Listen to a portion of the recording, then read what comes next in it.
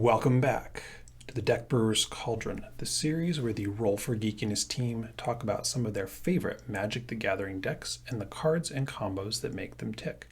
I am Jonathan, and today I'm talking about my Magda Brazen Outlaw commander deck. She's an outlaw. I suppose it shouldn't be any surprise that we will see a new version of her in Thunder Junction. But for now, let's take a closer look at this one. Magda Brazen Outlaw costs 1 generic and 1 red for a 2/1 legendary dwarf berserker. She gives other dwarves you control +1/+0 and has another static ability that says whenever a dwarf you control becomes tapped, create a treasure token.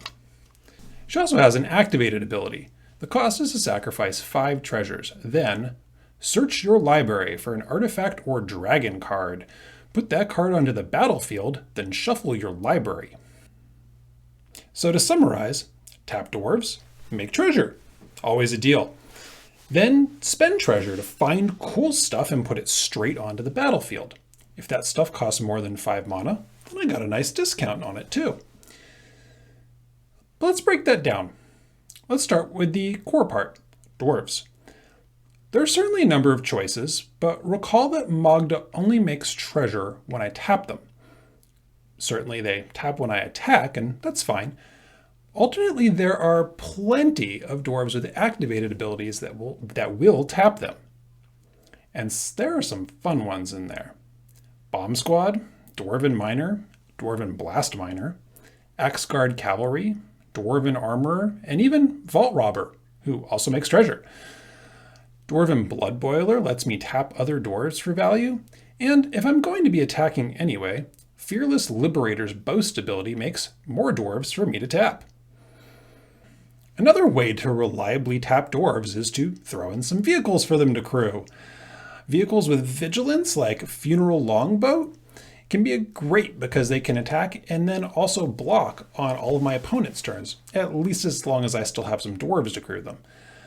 In general, though, vehicles with low crew costs are going to be the most versatile for dwarves. For example, Untethered Express, Thundering Chariot, and Careening Minecart, which also makes treasure. All right, on to the treasure. I already mentioned a dwarf that makes treasure, a vehicle that makes treasure. There's also some equipment that makes treasure. I like Diamond Pickaxe, which recently replaced a Gold Vein Pick in my deck, but you could lean into this a little bit more with cards like Prying Blade and Beamtown Beatstick. But I really prefer some choices that are also going to draw me some cards, like Seize the Spoils, Big Score, Pirate's Pillage, Unexpected Windfall, and even Collector's Vault. As we typically see with red card draw, all of these will make me discard as well, but I actually like that feature of these cards as well. But I'm going to come back to that in a minute. Because now I want to get into the fun part of this deck. What cool stuff do I want Magda to cheat onto the battlefield? My first pass at this deck, many years ago now actually, filled this deck up with dragons. And that can be a great way to go. Many of the best dragons are in mono red and cost more than 5 mana, so using Magda's ability to tutor them straight onto the table is a solid strategy. But as I saw better options for dragon commanders come along, this deck shifted gears, and honestly, I think it's a bit more on brand for dwarves now. My deck is currently filled with many of the biggest and baddest constructs available, all of which come at a very nice discount when I'm basically just paying 5 mana for them. Yes, I'm talking about things like Darksteel Colossus, Phyrexian Triniform, Combustible Gearhulk, Triplicate Titan, Ancient Stone Idol, Bosch Iron Golem, Worm Coil Engine, Sushi Cave Guard, and even Meteor Golem for fun. And of course, I would like to eventually get my hands on a Blightsteel Colossus, Cityscape Leveler, or Platinum Empyrean. I will mention that there is one dragon left in this deck, Hellkite Tyrant, because in a deck like this, it just wins the game. So what's better than getting one huge creature for the low price of just 5 treasure? Getting 2 creatures. Sculpting Steel can copy something that I've already cast, but Mirrorworks can make a token copy as it enters the battlefield. On top of that, I can copy Magda's ability while it's on the stack, after I've already sacked 5 treasures, with things like Illusionist Bracers, Rings of Bright Hearth, Battle Mage's Bracers, and Lithoform Engine. So now I can get 2, or more if I stack up these effects, things from my library and put them straight onto the table. Now, the downside to all of these large mana value cards is that I don't want them in my hand. I am not going to cast them. That's where that discarding that I mentioned earlier comes into play. If I get these large creatures in my hand, I can discard them to draw something else.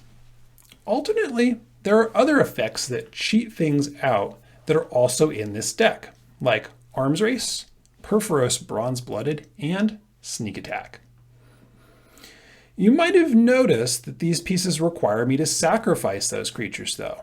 So this, along with those discard outlets that I mentioned, is why I have a bunch of scavengers in this deck too.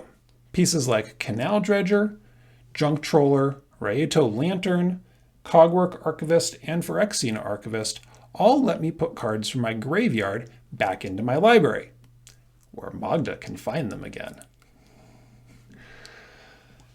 So even though I have numerous things that can make treasures, and I even have a few other things that can cheat some big creatures into play, Magda is pretty central to how this deck functions.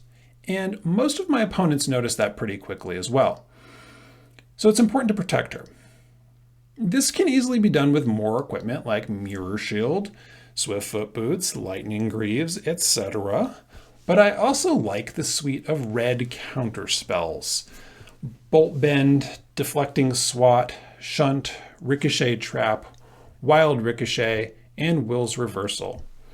At the least, they let me throw that spell back at my opponent, and with very little targeted removal in this deck, that can be very useful. At best, I get to fork that spell too. That sums up all of the components of this deck. As usual, the full deck list is on Archidekt with links down in the description and the cards sorted into multiple categories, along with lists of cards I've cut, lists of cards I'm thinking about, and those couple wish listers that I already mentioned. These are all lists that I look at when I'm thinking of making changes, and they might serve as inspiration if you are starting to build your own Magda the Brazen Outlaw deck.